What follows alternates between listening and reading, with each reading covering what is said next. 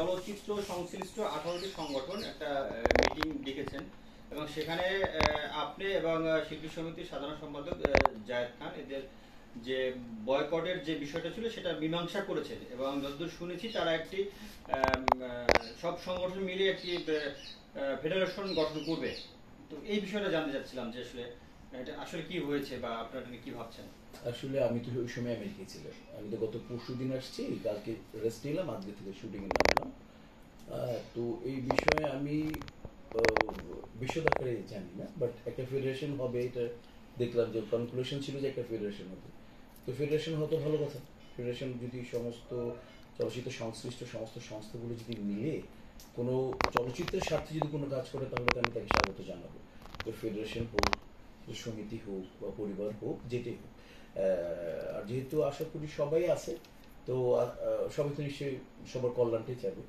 তো আমি বিশদ আকারে কিছু জানি না, আমি আমি ফেসবুকে দেখলাম, পত্রিকার মাধ্যমে জানলাম। তবে আমি স্বাগত জানাই যে চলচ্চিত্র কল্যাণার্থে যারাই যেখানে কাজ করে, যেভাবে কাজ করে, তাদেরকে আমি সমর্থন দিই। আর আরেকটা বিষয় ছিল ভাই, আমরা কয়েকদিন আগে যেটা শুনেছি যে আপনি আগামী যে নির্বাচন চলচ্চিত্র শিল্পী সমিতির, সেই নির্বাচনে আপনিও একটি প্যানেল করছেন, সেটা হচ্ছে নিপুণ আপাদের সাথে, এবং শাকিব খান নিপুণ এই প্যানেলে আপনি থাকছেন। বর্তমান প্যানেল যেটা আছেন এখানে আপনি থাকবেন না, এরকম একটা গুঞ্জন শোনা গেছে আর কি। সেই বিষয়টা আসলে একটু পরিষ্কার করে। আচ্ছা, এটা আমি পরিষ্কার করতে পারবো না এই কারণেই যে পরিষ্কার করার, আমি যেহেতু রানিং প্রেসিডেন্ট, আর আমি সাংগঠনিকভাবে আমি আশা করি যে আমি যতটুকু যাদের কাছ থেকে, বড়দের কাছ থেকে শিখেছি, একজন রানিং প্রেসিডেন্ট কখনো বলতে পারে না যে আগামীতে তার অভিপ্রায় কি, সেটা আমি বলতে পারবো না কিছু বিষয়ে। যেহেতু আমি বলবো, কোন দিন বলবো, যেদিন আমি নেক্সট নির্বাচনের ডেট ঘোষণা করবো, ঠিক পরের মুহূর্তে আমি বিষয়টা বলতে পারবো। কিন্তু এই মুহূর্তে আমি এই বিষয়টা নিয়ে কিছু বলতে পারবো না, কারণ আমি অলরেডি রানিং এ।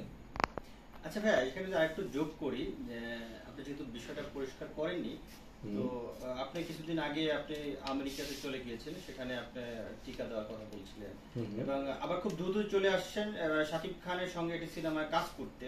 তো এটা কি আসলে আপনাদের ওই যে নির্বাচনের যে কথাগুলো বা গুঞ্জনগুলো উঠছিল যে আপনারা আবার একই সঙ্গে কাজ করবেন, একই সঙ্গে নির্বাচন করবেন, এবং শাকিব খানের যে সিনেমাটা সেটা হচ্ছে একদম শেষ, প্রায় আমরা যেটা শুনলাম, এই শেষ সময় এসে আপনি যুক্ত হলেন, মানে এই মূল বিষয়টি কি আসলে?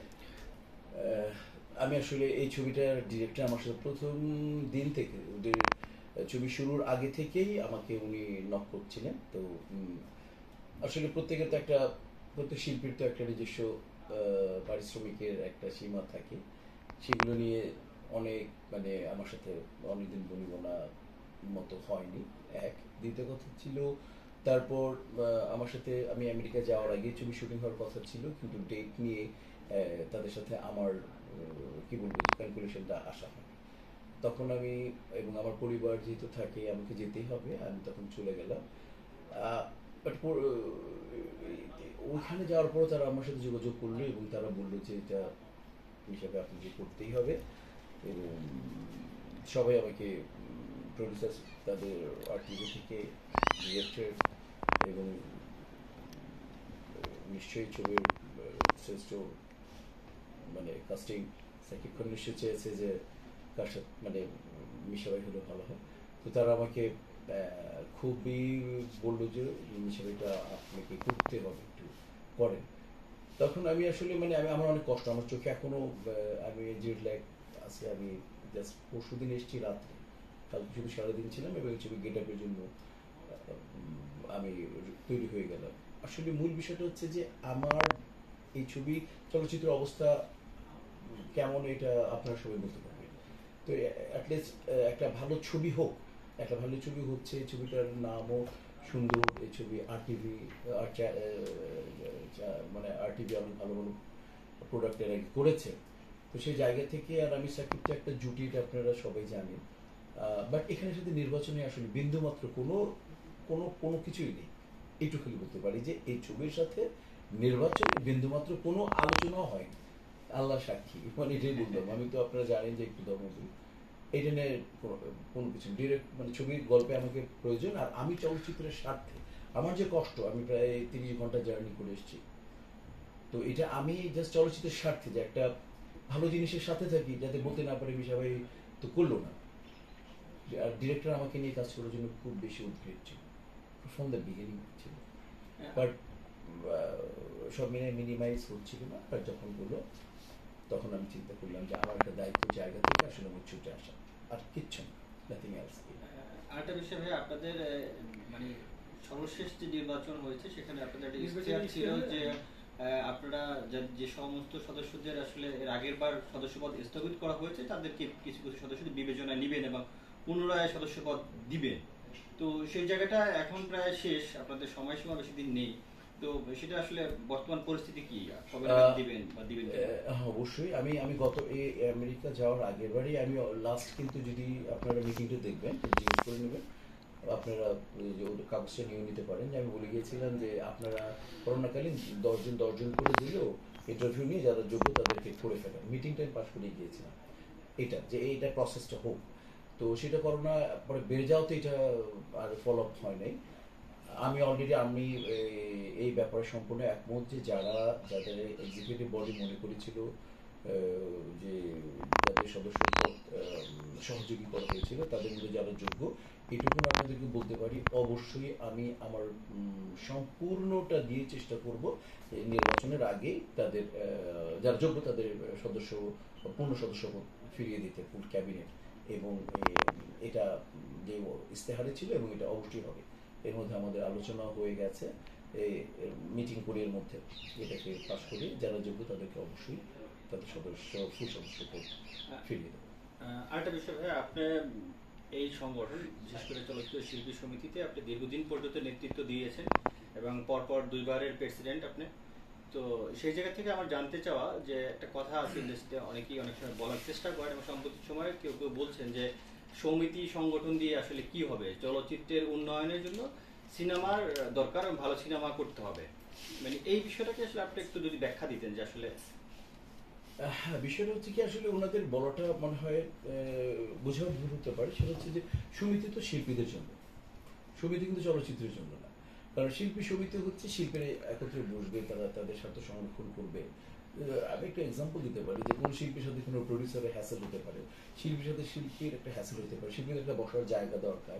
আমাদের কিন্তু আমরা সোশ্যাল ওয়েলফেয়ারের আন্ডারের একটা অর্গানাইজেশন, এবং আমাদের কিন্তু আমাদের অরাজনৈতিক সংগঠন এবং অরাজনৈতিক প্রতিষ্ঠান। কাজে হচ্ছে যে আমাদের কিন্তু কোনো স্বার্থ জড়িত নেই কারোর এখানে। আর দ্বিতীয় কথা হচ্ছে যে যারা নীতি নির্ধারক, যারা ছবি বানাবে, যারা ছবি নিয়ে ভাবে, তারা এটা নিয়ে ভাবে। বিশেষ করে আমি এটার দায়বর্তায় প্রডিউসারদের উপর, ডিরেক্টরদের উপর। এই ছবি তারা কিভাবে বানাবে, ছবি কিভাবে রিলিজ দিবে, এখানে শিল্পীদের তো কিছু নয়। শিল্পীদের কাজ হচ্ছে যে ছবিতে সে কাস্ট হবে বা যে ছবিতে তাকে নির্বাচিত করা হবে, সেই ছবিতে সে মনোযোগ দিয়ে কাজ করবে। আর তারা আর শিল্পী সমিতির কাজ হবে অন্যান্য সমিতিগুলোকে, মানে মূলত যে সমস্ত চলচ্চিত্রের যে বড় বড় অর্গানাইজেশনগুলো আছে তাদেরকে সহযোগিতা করা।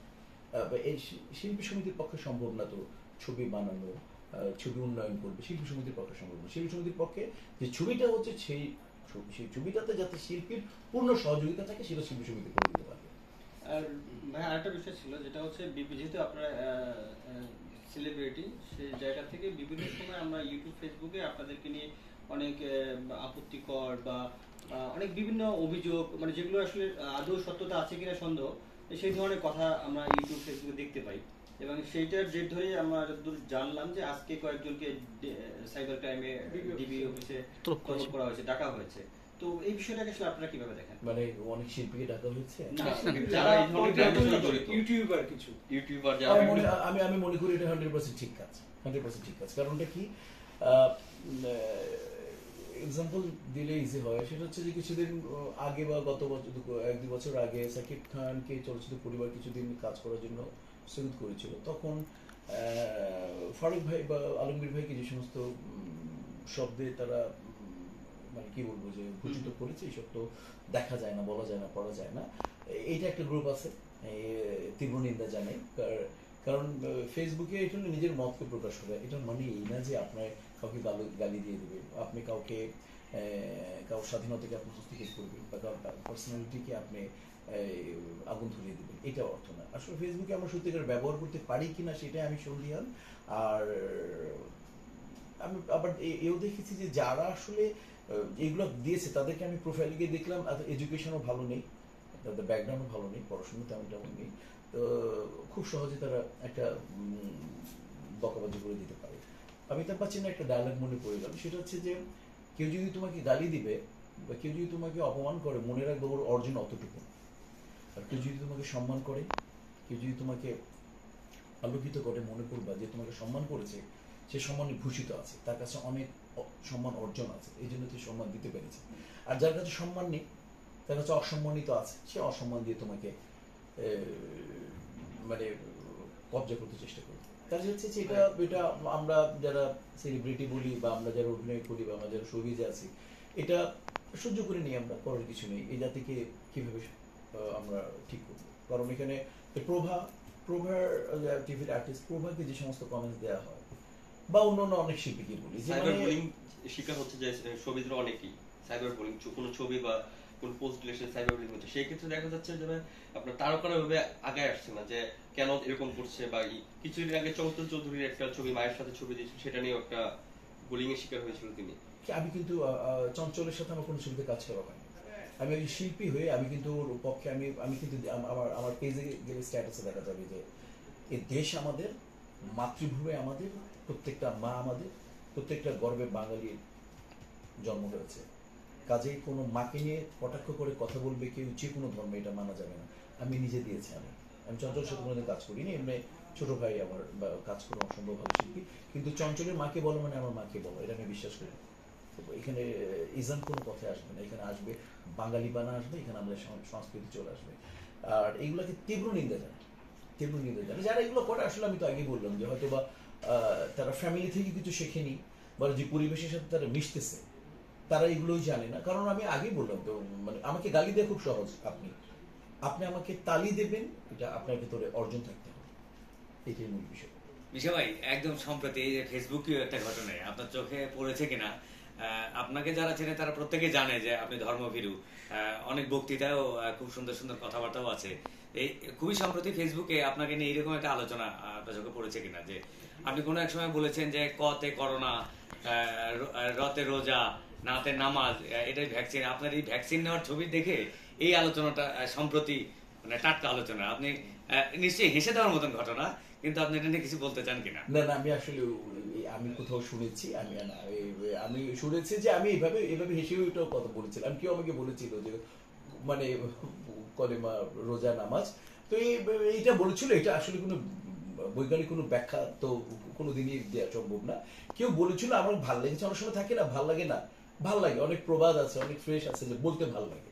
তো ওই আমার কাছে মনে হলো যে এটা বলতে ভাল লাগছে, এটা বলি, এরা কাকতালি ভাবে মিলে গেছে। কিন্তু আমি সায়েন্স ব্যাকগ্রাউন্ডের ছাত্র, কাজে আমি মনে করি যে অবশ্যই যেটা গবেষণা প্রমাণিত ওইটাই সায়েন্স। আর এটা একটা, হ্যাঁ, তবে আমরা যেহেতু সবাই ধর্মপ্রিয়, যার যার ধর্মকে সম্মান করি, আমরা সবাই দোয়া চাই যে সৃষ্টিকর্তা আমাদের ভালো রাখুক সবাইকে। তো ওই জায়গা থেকে তো একটা সবাই আমাদের একটা দুর্বলতা আছে, আর আমাদের বিশ্বাসটা আছে যে আল্লাহ সুবহানাহু ওয়া তাআলা আমাদের সবাইকে ভালো রাখুক। আমি প্রভু বলি, ঈশ্বর বলি, যার যার কথা অনুযায়ী।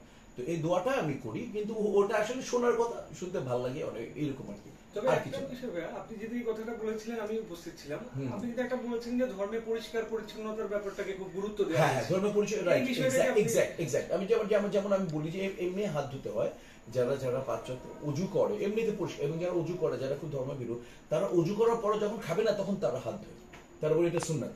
তো এটা তো একটা ভালো জিনিস, এটা তো খারাপ জিনিস না। মানে তখনও যদি জার্ম থাকে, সেই জার্মটা 1500 বছর আগে থেকে আল্লাহ রাসূল জেনে ফেলেছিলেন যে হাতের জার্ম, অজু করার পরও যদি খাবার তোমার সামনে আসে, হাত ধোয়াটা সুন্নাত। মানে সুন্নাত হচ্ছে আল্লাহ রাসূল যেটা করেছেন এবং করতে বলেছেন, এটা সুন্নাত। তো দ্যাটস দ্য ভেরি গুড। অসুবিধাটা কি? এটা তো একটা ভালো কাজ, এটা তো। এবং এইটুকুনি পানি খেয়ে নেওয়া, 3 ঢোকে আস্তে আস্তে করে পানি খেয়ে নেওয়া, যাতে গলাতে শ্বাস নালিতে কোনো কষ্ট না হয়, এটা তো ভালো জিনিস। যেই ধর্মেই ভালো জিনিস থাকে সেটা আকৃষ্ট করবো না কেন? ডেফিনেটলি করবো।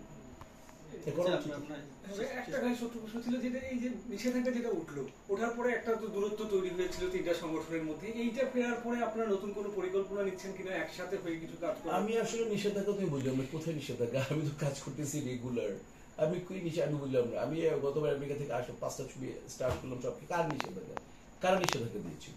কারা তারা নিষেধাজ্ঞা? এখন তো বলে ওই সংগঠনই বলে তারা অবৈধ, তারা এই তো তাদের বৈধতাই ছিল না, তো কাজে এই ওই বিষয়টা তো আর কিভাবে তাদেরই তো অস্তিত্বই বলা যায় যে বিলীন, তো তারা কি কাউকে কি দিবে।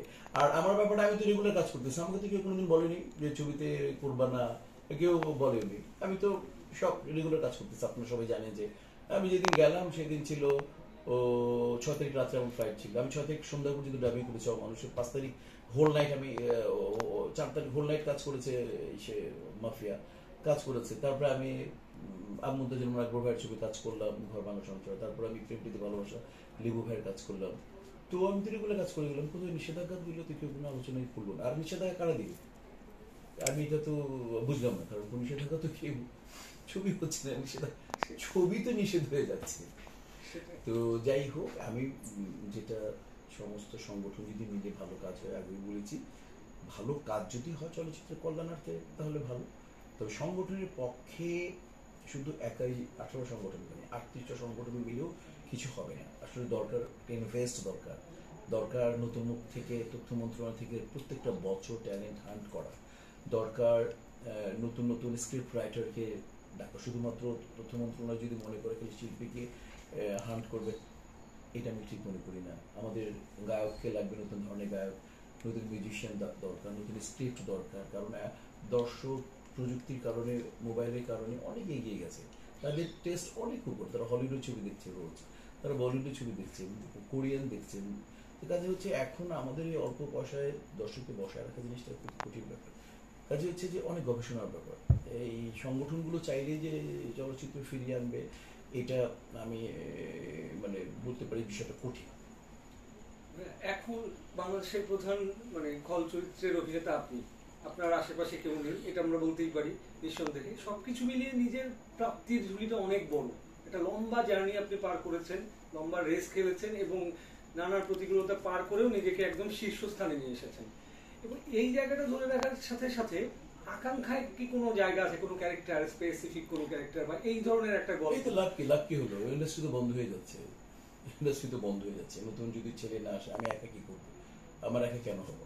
যখন শ্রদ্ধেয় হুমায়ুন ফরিদ ছিলেন, শ্রদ্ধেয় ইসলাম জামান ছিলেন, শ্রদ্ধেয় রাজীব ভাই ছিলেন, আমি ছিলেন, তখন কম্পিটিশন ছিল, মিজু ভাই ছিলেন, সাদিক বচ্চু ছিলেন, আমি একা কি করবো? একটা নায়ক, একটা দেশে একটা নায়ক, একটা ভিলেন, একটা আর্টিস্ট দিয়ে হবে না, 20 থেকে 30টা অপরিহার্য আর্টিস্ট লাগবে। কাজে এটা আমি এটাকে, কারণ আমার কিন্তু যখন তারা যে 4 জন ছিলেন যাদের নাম বললাম, ওই সময় কিন্তু আমি ধরে নিই তারা জাতীয় দলের প্লেয়ার, আমি তখন কিন্তু অনূর্ধ্ব 19 থেকে জাতীয় দলে গেছি। কাজে হচ্ছে যে মানে আমি এটা একা কাজ করে আমি মোটেও মজা পাচ্ছি না, মজা আমি পাই না। আর আমি মনে করি যে একটা ইন্ডাস্ট্রি চলার জন্য মিনিমাম 20টা আর্টিস্ট, অপরিহার্য আর্টিস্ট দরকার, নায়ক, নায়িকা, ভিলেন, কমেডিয়ান সব মিলিয়ে দরকার। আমি এখন এক সময় আনন্দ পেতাম যে আমি মনে হয় নাম্বার 1 বা অপরিহার্য আর্টিস্ট হয়ে গেলাম, বা হয়তো আজকেও ছবি বানানো, যেহেতু আমি আপনার দেখেন গত পরশুদিন আমি বিদেশ থেকে এসেছি, আজকে আমাকে শুটিং করতে হচ্ছে, তার মানে আমার প্রয়োজন আছে মনে করি। এবার আমি ফ্লাইটে উঠার দিন পর্যন্ত শুটিং করেছি, এই যেখানে ছবি নেই, যেখানে শুটিং নেই, কারোর হাতে ছবি নেই, সেখানে আমার হাতে কিন্তু ঘুরে ছিল। আজকে আমি এফডিসিতে আসছি, আমার 3টা নতুন ছবি অফার, 3টা নতুন ছবির অফার, আজকে শুধু এটা স্টার্ট করলাম, আর 3টা ছবি এবং ওয়েব ফিল্ম আছে এর মধ্যে। তো সব মিলিয়ে বলতে চাই যে যদি আমি একা কাজ করে আসলে আমি আনন্দিত না, ইন্ডাস্ট্রি বসে যাচ্ছে, আমার ভাই ব্রাদারগুলো কাজ পাচ্ছে না, অনেক টেকনিশিয়ানস কাজ পাচ্ছে না, সবাইকে মিলিয়ে যদি কাজ করতে পারতাম তাহলে খুব ভালো। Thank you.